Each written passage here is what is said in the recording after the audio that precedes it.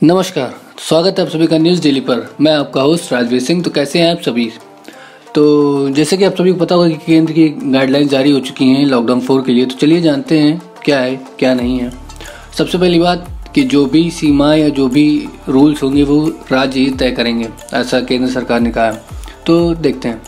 Corona virus का संक्रमण तेज़ी से देश भर में फैला जा रहा है, जिसे देखते हुए केंद्र सरकार ने लॉकडाउन 4 की घोषणा कर दी है। सरकार ने स्थिति को देखते हुए 31 मई तक पूरे देश में लॉकडाउन को बढ़ा दिया है और गृह मंत्रालय ने इसके लिए दिशा निर्देश जारी कर दिए हैं। लॉकडाउन की स्थिति और स्वरूप क्या होगा, अब इसका फैसला राज्य कर सकेंगे, क्योंकि राज्यों का निर्देश दिया गया है कि जल्द से जल्द अपने अपने राज्य के जोनों का वर्गीकरण करें। कोरोना से निपटने के मुद्दे पर राज्य सरकारें लगातार केंद्र सरकार को निशाने पर ले रही थी कि वे खुद फैसला नहीं ले पा रहे हैं। राज्यों की एक और शिकायत जोनों के वर्गीकरण को लेकर थी, जो अब केंद्र सरकार तय कर रही थी।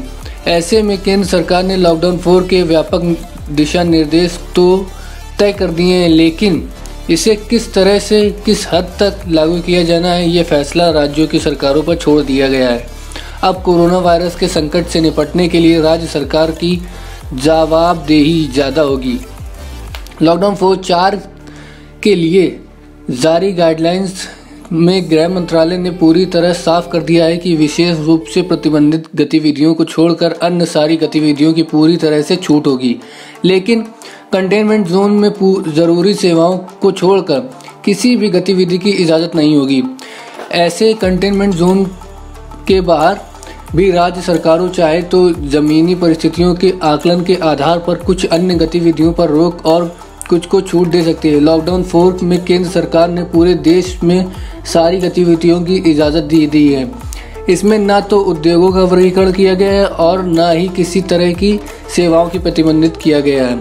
अब ई-कॉमर्स से लेकर ओला, उबर जैसी टैक्सी सेवाएं शुरू हो सकती हैं। बाजार में भी दुकानों का कोई वर्गीकरण नहीं किया है, जिससे सैलून, ब्यूटी पार्लर समेत सभी तरह की दुकानों खुल सकेंगी।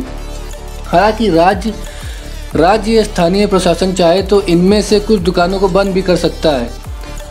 इसका मतलब साफ है कि राज्य सरकार और स्थानीय प्रशासन की ही तरह लॉकडाउन 4 की स्थिति और स्वरूप कैसा हो। केंद्र सरकार के नए आदेशों के तहत अब राज्य सरकारों को छूट दी गई है। वो अपने विवेक अनुसार प्रदेश को ग्रीन, ऑरेंज और रेड जोन में बांटे।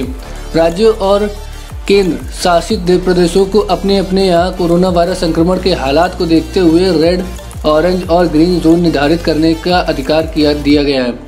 सरकार के द्वारा जारी दिशा निर्देशों के आधार पर जिला प्रशासन अपने यहाँ रेड और ऑरेंज जोन में निषिद्ध और बफर जोन चिन्हित करेगा। इस दौरान रोड, ऑरेंज और ग्रीन जोन की गतिविधियों और विभिन्न कार्यों के संचालन को लेकर बनाए जाने वाली योजना पर विचार विमर्श हुआ है। इसका मतलब साफ है कि राज्यों को ही लॉकडाउन का पालन कराने की जिम्मेदारी दी जाएगी।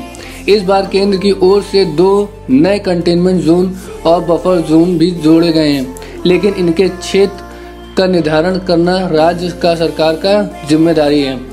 राज्यों की अब होगी जवाबदेही।